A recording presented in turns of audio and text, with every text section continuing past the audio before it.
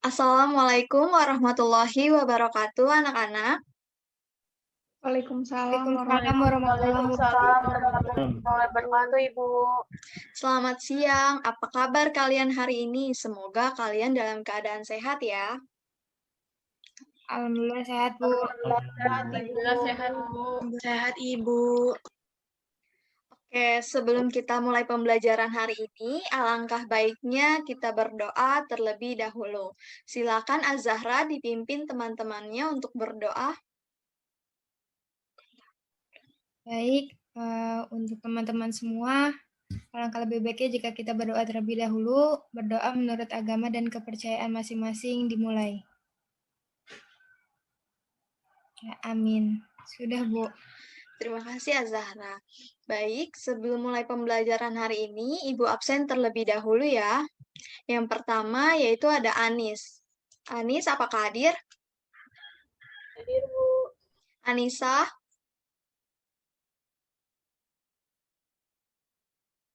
Tidak ada ya Anissa. Ibu Alfain ya. Afifah? Hadir, Bu. Oh, hadir. Baik. Afifah? Hadir, Ibu. Baizura?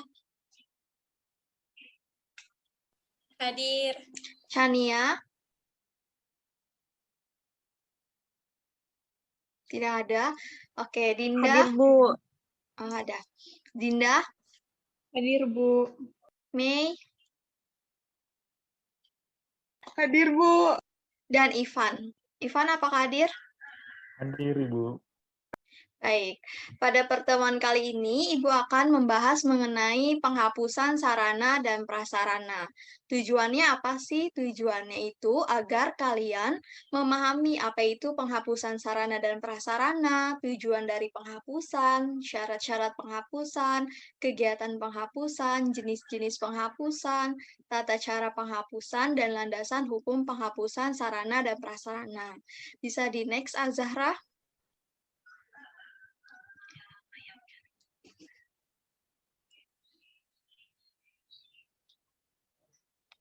Nah, materi pembelajaran kita hari ini yaitu ada 7 materi dan 7 pembahasan yaitu pertama, pengertian penghapusan sarana dan prasarana, yang kedua, tujuan penghapusan sarana dan prasarana, yang ketiga, syarat-syarat penghapusan sarana dan prasarana, yang keempat, pelaksanaan atau kegiatan penghapusan, yang kelima, jenis-jenis penghapusan, yang keenam, tata cara penghapusan, dan yang ketujuh, landasan hukum penghapusan.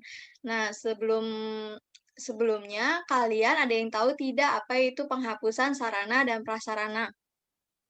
Saya tahu, Bu. Apa, Dinda? Jadi, penghapusan sarana dan prasarana merupakan kegiatan pembebasan sarana dan prasarana dan mempertanggungjawabkan yang berlaku dengan alasan yang dapat dipertanggungjawabkan. Nah, betul sekali, Dinda. Sebelumnya bisa di next, Azhara. Nah, tetapi secara lebih operasional, penghapusan sarana dan prasarana ini merupakan proses kegiatan yang bertujuan untuk mengeluarkan atau bahkan menghilangkan sarana dan prasarana dari daftar inventaris. Mengapa demikian? Karena sarana dan prasarana tersebut sudah dianggap tidak berfungsi sebagaimana mestinya. Next. Nah, selanjutnya yaitu tujuan penghapusan sarana dan prasarana. Penghapusan sarana dan prasarana ini pada dasarnya bertujuan untuk yang pertama, mencegah atau membatasi kerugian pemborosan biaya pemeliharaan sarana dan prasarana yang kondisinya semakin buruk, berlebihan atau rusak dan sudah tidak dapat digunakan lagi. Yang kedua, meringankan beban pekerjaan pelaksanaan inventaris. Yang ketiga, membebaskan ruangan dari penumpukan barang-barang yang tidak dapat digunakan lagi. Yang keempat, membebaskan barang-barang dari tanggung jawab pengurusan kerja. Di next. Nah, lalu apa sih syarat-syarat sarana dan prasarana yang dapat dihapuskan? Nah, ada beberapa alasan nih yang harus diperhatikan oleh kalian untuk dapat menghapus sarana dan prasarana. Yang pertama itu dalam keadaan sudah tua, rusak berat, sehingga tidak dapat digunakan lagi. Yang kedua, dicuri, terbakar, musnah sebagai akibat bencana alam. Yang ketiga, tidak sesuai lagi dengan kebutuhan masa kini. Yang keempat, barang yang berlebih jika disimpan lebih lama akan bertambah rusak dan tidak dapat dipakai lagi. Di next.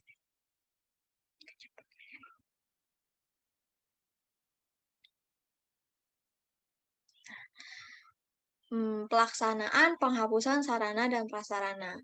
Nah, pelaksanaan penghapusan barang inventaris di setiap instansi dari pusat sampai daerah pada tiap permulaan tahun anggaran dilakukan oleh panitia peneliti penghapusan barang inventaris. Nah, dengan keputusan itu atau unit utama masing-masing mewakili unsur keuangan, perlengkapan, dan bidang teknis. Sampai sini apakah ada yang ingin ditanyakan?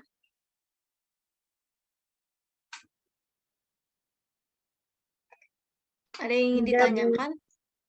Tidak, Belum ada, Ibu. Bu. Oke, jika tidak ada, Ibu lanjut ya. Next.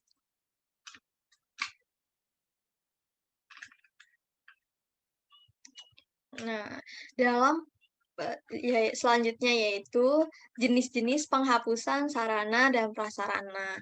Nah, dalam pelaksanaan penghapusan dikenal dengan dua jenis, yaitu penghapusan melalui lelang dan penghapusan melalui pemusnahan. Nah, penghapusan barang inventaris dengan lelang ini dilakukan dengan menghapus atau menjual barang-barang melalui kantor lelang negara. Sedangkan penghapusan barang inventaris dengan pemusnahan dilakukan dengan memperhitungkan faktor-faktor pemusnahan yang ditinjau dari segi uang. Oleh karena itu, pemusnahan dibuat dengan perencanaan yang matang. Di next. Nah, selanjutnya yaitu tata cara penghapusan sarana dan prasarana. Yang pertama yaitu penghapusan barang yang rusak, tua, atau berlebih. Nah, ini dengan cara setiap pengurus membuat daftar barang inventaris yang akan diusulkan untuk dihapuskan kepada pejabat yang berwenang. Yang kedua, barang yang hilang, dicuri, dirampok, atau diselewengkan. Nah, pemimpin unit satuan kerja bertanggung jawab atas barang yang hilang, melaporkan ke pemimpin unit atau kepolisian.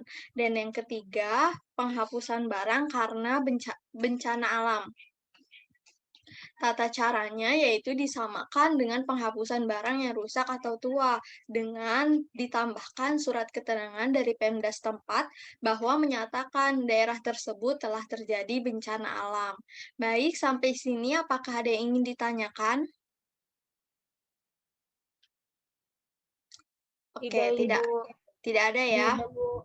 Bisa di next, Zahra.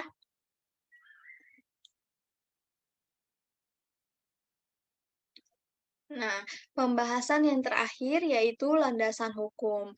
Dalam pelaksanaan, penghapusan barang-barang inventaris harus berdasarkan landasan hukum yang berwujud sebagai keputusan Presiden, keputusan Menteri, instruksi Presiden, peraturan pemerintah, surat edaran Menteri atau Dewan Pengawas Keuangan, Undang-Undang Pembendaharaan Indonesia. Nah, di dalamnya itu terdiri dari yang pertama, perubahan status hukum. Nah, perubahan status hukum ini adalah setiap tindakan hukum dan pemerintah daerah yang mengakibatkan terjadinya perubahan status hukum pemilikan atas barang tersebut.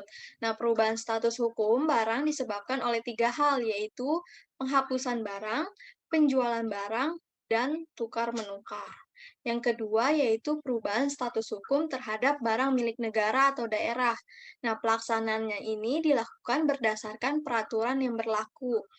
Pada prinsipnya, penjualan barang berdasarkan atas peraturan pemerintah tukar barang, pada prinsipnya dapat dilaksanakan dengan dasar peraturan menteri. Sampai sini ada yang ingin ditanyakan? Tidak, Ibu. Tidak, Bu. Baik, jika tidak ada, Ibu yang akan bertanya. Tadi Ibu sudah jelaskan ada 2 jenis penghapusan sarana dan prasarana. Coba Azahra sebutkan 2 jenis penghapusan sarana dan prasarana tersebut. Baik, Bu. Jadi tadi ada 2 jenis penghapusan sarana dan prasarana. Yang pertama itu ada penghapusan barang inventaris dengan lelang, di mana dilakukan dengan menghapus atau menjual barang-barang melalui kantor lelang negara. Untuk yang kedua itu ada penghapusan barang inventaris dengan pemusnahan, di mana dilakukan dengan memperhitungkan faktor pemusnahan yang ditinjau dari segi uang. Oleh karena itu, pemusnahan dibuat dengan perencanaan yang matang. Seperti itu ya, Bu. Ya, betul sekali Azahra. Nah, satu lagi nih, Ibu akan bertanya kepada Anissa Wulandari. Ada berapakah syarat dari penghapusan sarana dan prasarana? Baik, Bu izin menjawab. Yang pertama yaitu mencegah atau membatasi kerugian pemborosan biaya pemeliharaan sarana dan prasarana yang kondisinya semakin buruk, berlebih atau rusak dan sudah tidak dapat digunakan lagi. Dan yang kedua yaitu meringankan beban kerja pelaksanaan inventaris. 3, membebaskan ruangan dari penumpukan barang-barang yang tidak dipergunakan lagi. Dan yang terakhir yaitu membebaskan barang dari tanggung jawab pengurus kerja. Iya, betul sekali Anissa Wulandari. Oke, Ibu harap kalian sudah mengerti dan memahami pembelajaran kali ini. Jika kalian masih kurang paham, bisa ditanyakan di WA Group ya. Dan Ibu akan memberikan tugas. Nah, tugasnya itu akan Ibu berikan di WA Group juga dan dikumpulkan minggu depan. Apakah dapat kalian pahami? Dapat dipahami, Bu. Oke, kalau kalian sudah paham, Ibu tutup pertemuan kita hari ini. Sampai bertemu di pertemuan selanjutnya. Wassalamualaikum warahmatullahi wabarakatuh. Waalaikumsalam Waalaikumsalam warahmatullahi wabarakatuh. warahmatullahi Terima kasih. wabarakatuh. Terima kasih, Bu.